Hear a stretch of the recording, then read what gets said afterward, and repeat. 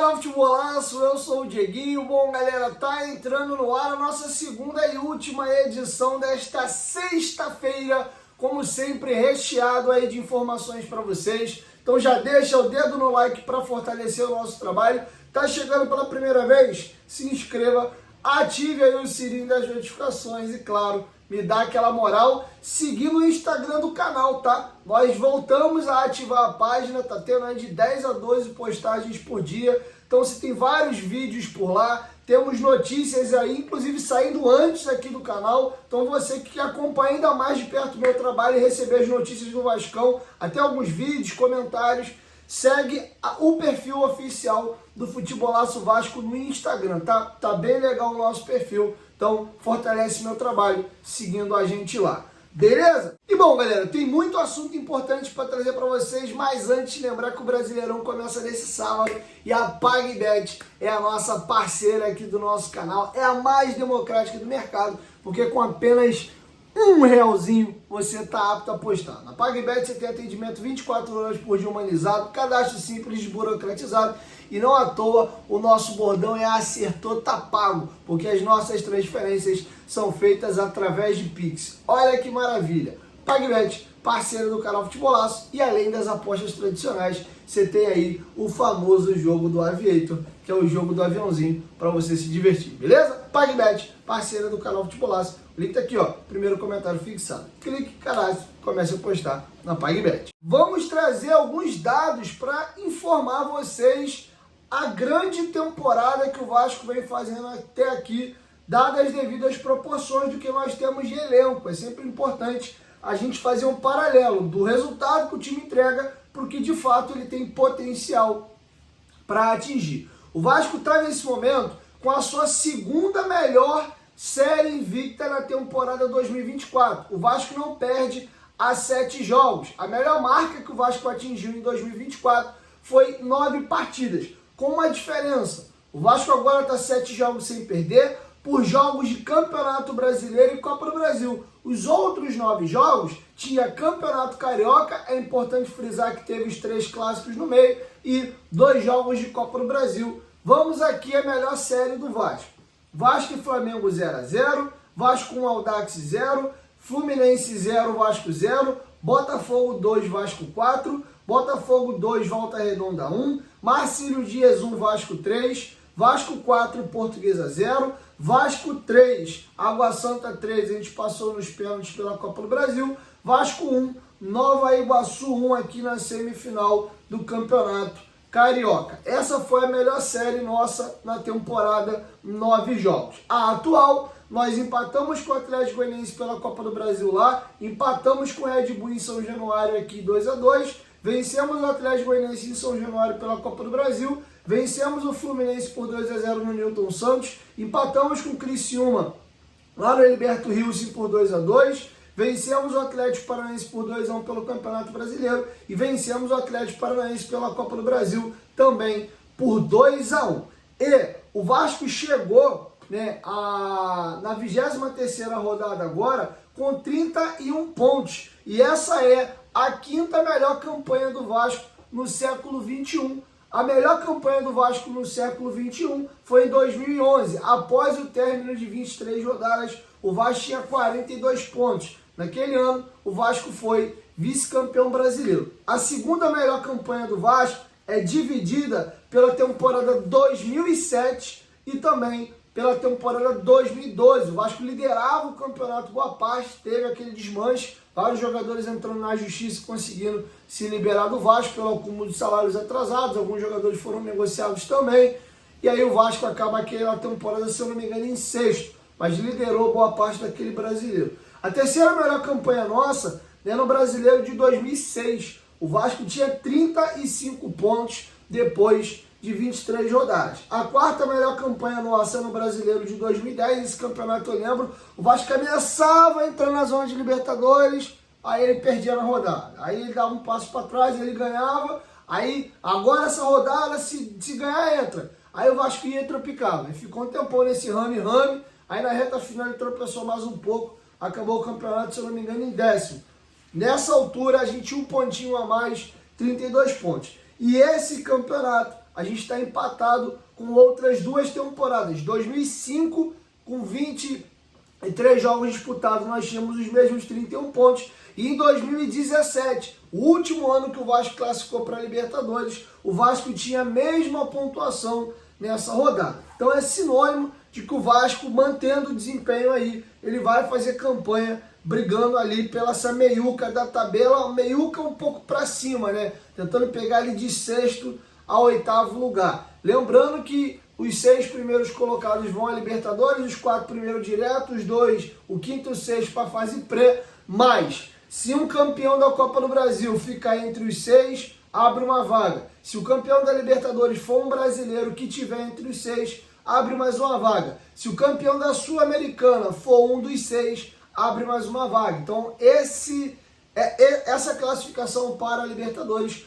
pode virar até um G9, tá? Hoje o Vasco é o oitavo colocado, estamos num período meio Frankenstein do campeonato ainda, tem muitas equipes com jogos a menos, inclusive o próprio Vasco, então é importante a gente frisar isso também, tá? Mas esse aí é o campeonato que o Vasco vem fazendo, é a quinta melhor campanha do Vasco na era dos pontos corridos, beleza? Dito isso, queria também trazer um dado aqui interessante para a gente debater a respeito da questão aqui de como é importante de fato o Vasco fechar São Januário para uma modernização e ampliação. Só para vocês terem uma ideia como o Vasco está perdendo dinheiro. O Vasco tem apenas a 13ª maior média de público do campeonato, porque várias equipes aí jogam com estádios maiores do que São Januário e conseguem aí ter boas médias de público. A gente vive a era do sócio-torcedor, que a galera paga e faz total sentido você pagar e ir aos jogos, né? Já que você paga ali a tua mensalidade, você tem que ir para não ficar só dando dinheiro ao clube e não usufruindo do teu benefício. Vamos aqui passar o ranqueamento dos clubes com a melhor média de público. A melhor média de público do brasileiro, aqui você conta só os jogos como mandante, tá? É o Flamengo. O Flamengo tem média no Maracanã de 48.868 pagantes. Vou abreviar o número aqui, vamos na sequência. O segundo colocado é o São Paulo com média de 44 mil. O terceiro é o Corinthians com média de 42 mil. E olha que o time está na zona de rebaixamento, a torcida do Corinthians tem feito o papel dela. O Bahia tem média de 37 mil pessoas por jogo, é o quarto colocado. O quinto é o Atlético Mineiro com 31 mil. O sexto é o Palmeiras com 30 mil. O sétimo é o Fluminense com 29.400. O oitavo é o Cruzeiro com 29.115. O nono é o Fortaleza com 27 mil. Aí depois a gente tem aqui o Atlético Paranaense tem média de 27. O Internacional tem média de 23 mil pagantes. O Vitória tem média de 21 mil pagantes. O Botafogo tem média de 19.506 pagantes. Aí vem o Vasco.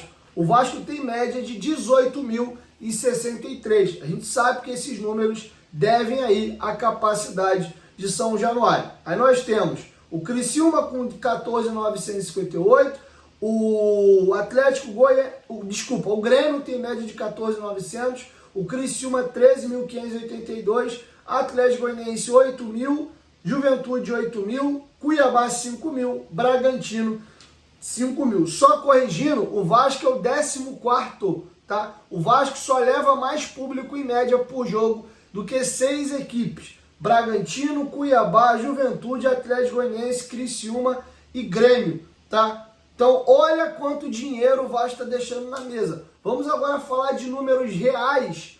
Tá? O Flamengo faturou nesses 12 jogos como mandante, no Maracanã e no Mané Garrincha, teve um jogo no Mané Garrincha, o Flamengo faturou 39 milhões de reais em bilheteria nesses jogos. Para pegar o Vasco tem faturado até agora 12 milhões. Só aqui o Flamengo já fez 27 milhões de reais a mais que o Vasco. Aí quando a gente olha, o Flamengo fatura 1 bilhão e alguma coisa, e o Vasco sofrendo ali para faturar 300 milhões, ou às vezes, no ano passado com os aportes da SAF, chegou próximo de 400.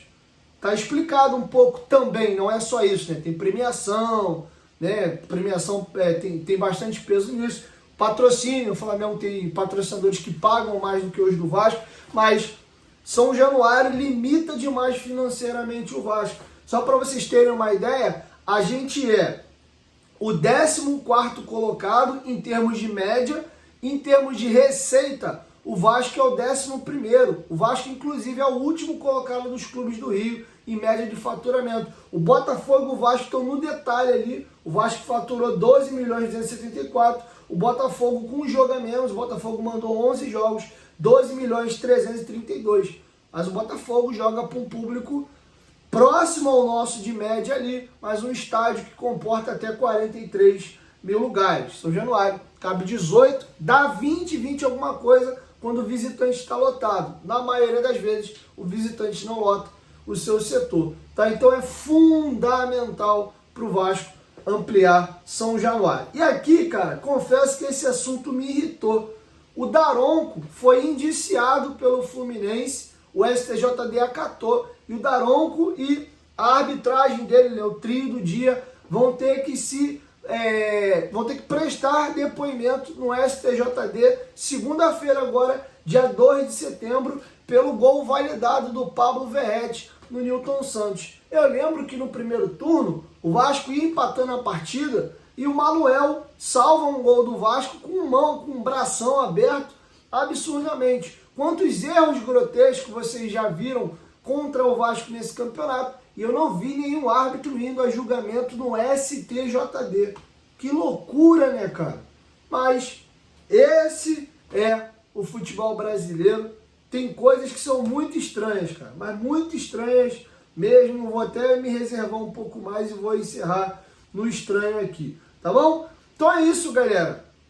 Essas eram as informações que eu gostaria de trazer para vocês. O Vasco vive sim um grande momento. 8º colocado do campeonato. Vivíssimo nas quartas de final aí de Copa do Brasil. Tem jogadores aí conseguindo virar a chave e demonstrando um grande futebol. Vamos ver o que essa janela nos reserva, se é que ela vai nos reservar de fato alguma coisa. Janelinha fecha segunda-feira. Vamos lá, Pedrinho, Santanão da Massa. Trazer mais uns bonequinhos aí para encorpar o grupo. Jean Davi, acho que vai dar caldo, hein? Gostei do primeiro jogo que eu vi. Beleza? Inclusive, só para fechar aqui curtinho, o Vasco divulgou a imagem dos treinamentos desta sexta-feira e depois de muito tempo o Vasco volta a divulgar uma foto do Coutinho treinando, tá?